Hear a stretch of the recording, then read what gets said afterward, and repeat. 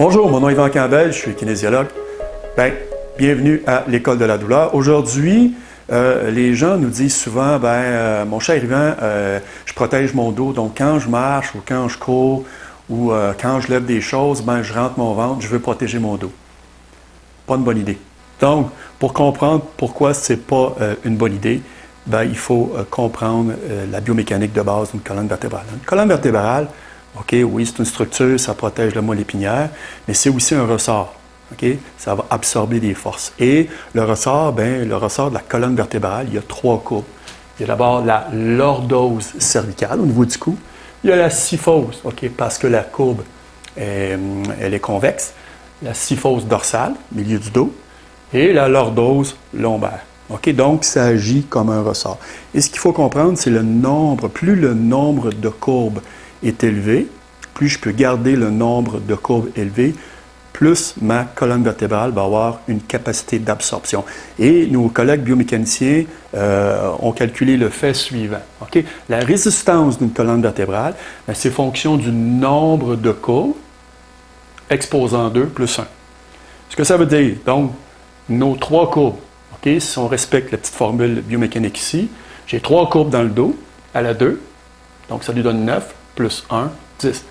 Donc, une colonne vertébrale, a une capacité d'absorption, pour l'exemple, de 10. Si je réduis, hypothétiquement, si j'étais capable de réduire le nombre de courbes à 2, j'applique la même formule, ma résistance va diminuer de moitié.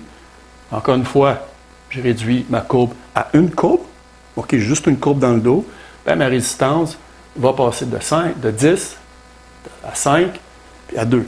Et si, encore une fois, on ne peut pas le faire, mais si ma colonne vertébrale était une ligne droite, pas de courbe du tout, ma résistance serait de 1. Donc, ce que ça veut dire, ma colonne vertébrale, avec les 3 courbes, est 10 fois plus résistante que si je n'avais pas de courbe.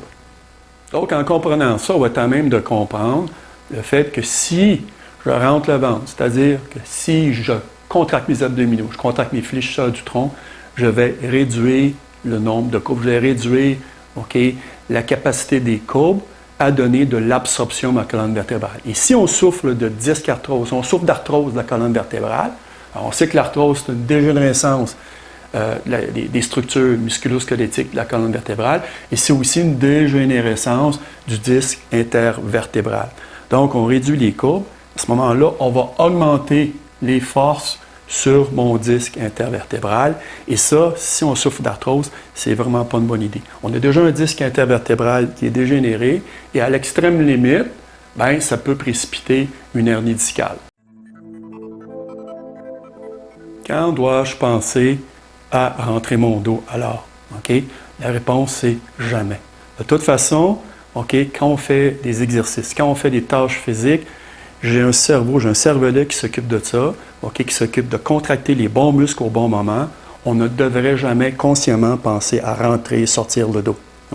Si vous avez un programme d'exercice qui est bien fait, vous allez développer les bons patrons moteurs et dans les activités du quotidien, vous n'aurez pas à penser à travailler le corps, la fameuse religion du corps. Donc, en marchant, en courant, en faisant des squats, j'ai plein de gens qui viennent me voir où je fais des squats, je fais attention, je rentre mon dos. Erreur. À ce moment-là, on met plus de pression sur mes disques intervertébraux. Oui, il y a certains cas où c'est une bonne chose d'avoir, de rentrer le ventre, mais votre kinésiologue, votre physiothérapeute, votre ergothérapeute va vous expliquer. Ça va être à ce moment-là quand les charges vont se situer loin de ma colonne vertébrale. Puis à ce moment-là, dans votre programme, dans un bon programme d'exercice de réadaptation, on va l'entraîner, ça. On va vous dire quoi faire. Et automatiquement, vous allez développer un réflexe et ça va se faire automatiquement dans la vie de tous les jours.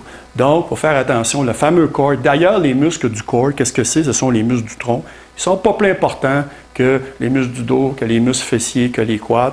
Ça fait partie des muscles, ça fait partie du système musculo-squelettique.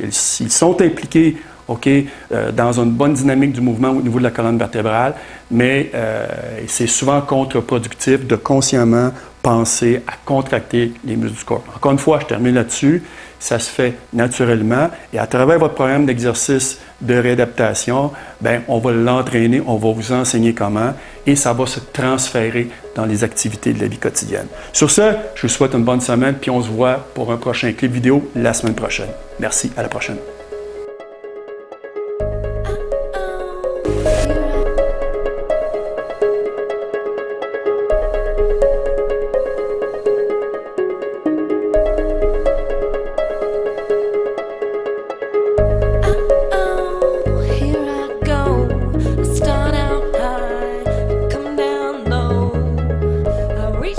High.